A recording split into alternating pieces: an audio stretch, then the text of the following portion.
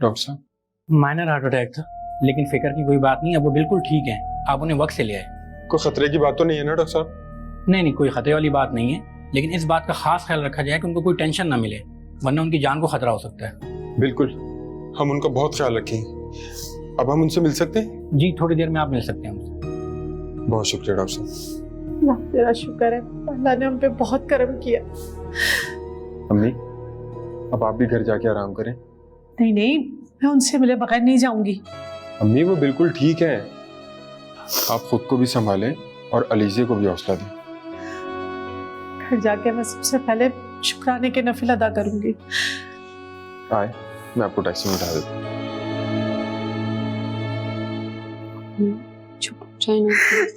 मैं जैन को कभी माफ नहीं करूंगी। उसने किसी रिश्ते का ख्याल नहीं रखा, मेरे भाई को जुदा कर दिया मुझसे।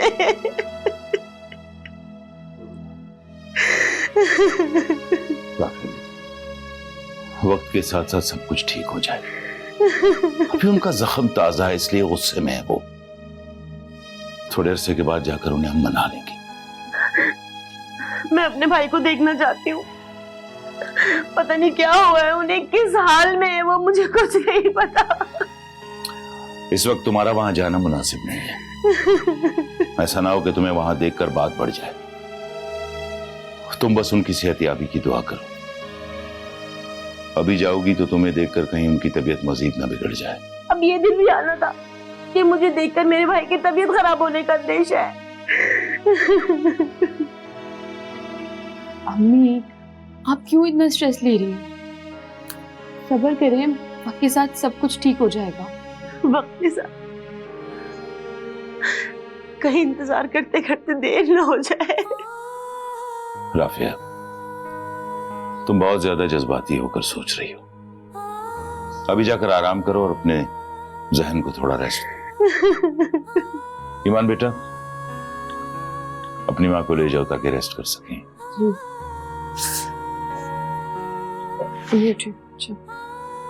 उठिए।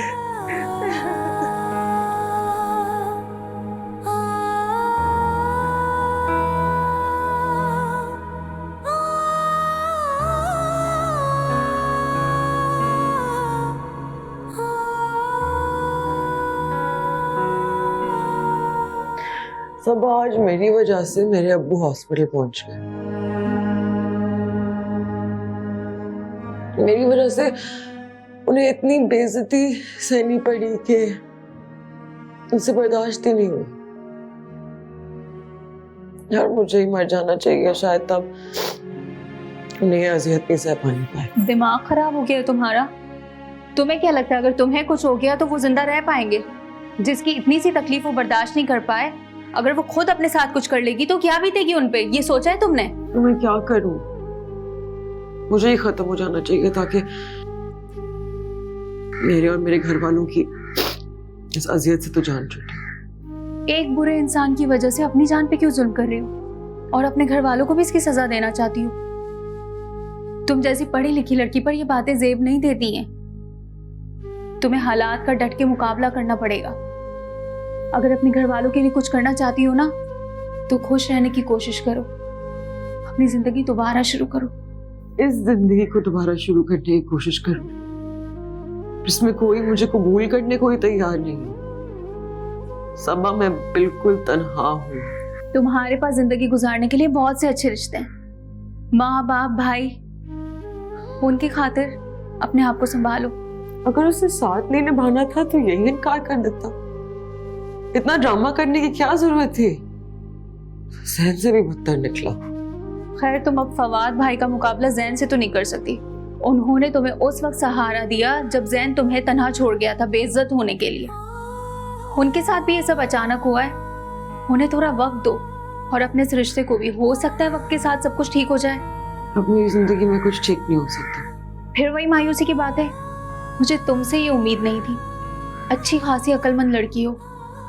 कोई भी किसी की उम्मीदों पर पूरा नहीं उतरता, और अक्लमंद होने से किसी की किस्मत नहीं बदल जाती। इस वक्त इतना मत सोचो। अल्लाह से दुआ करो कि अंकल जल्दी ठीक हो जाए। बाकी सब भी ठीक हो जाएगा। अच्छा मैं तुम्हारे लिए खाने को कुछ लाती हूँ। सुबह से रो रो के क्या हालत बना ली है तुमने। नहीं, जब तक अब्बू के बारे में कोई खबर नहीं आ जाती मैं कुछ नहीं खाऊंगी। अच्छा तुम शहीर को फोन करके देखो, ठीक है? मैं तुम्हारे लिए खाने को कुछ लाती हूँ। जिसको चाहो सबसे बढ़कर उसे परवाह नहीं, मेरे मुकद्दर में प्यार और वफा नहीं।